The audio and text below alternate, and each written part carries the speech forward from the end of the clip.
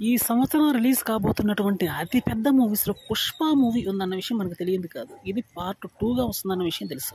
అయితే దీనికోసం shooting number of days నుంచి జరుగుతుంది.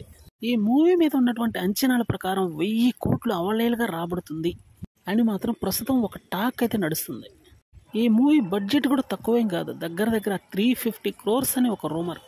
KGF 1-2 యొక్క బడ్జెట్ కూడా తక్కువైనప్పటికీ రాబట్టింది ఎక్కువ.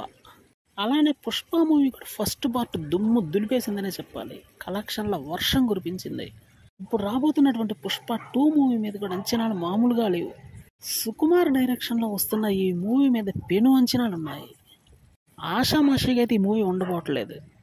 సెకండ్ పార్ట్కి ఎందుకు ఎంత హైప్ ఇస్తున్నారు అంటే ఈ మూవీ యొక్క ప్రత్యేకత అలాంటిది. మరి ఫస్ట్ పార్ట్ క్లైమాక్స్ చూసిన తర్వాత సెకండ్ పార్ట్ ఎప్పుడు వస్తుందని మాత్రం ఈగర్గా వెయిటింగ్ నడుస్తుంది. అందులో సందేహమే లేదు.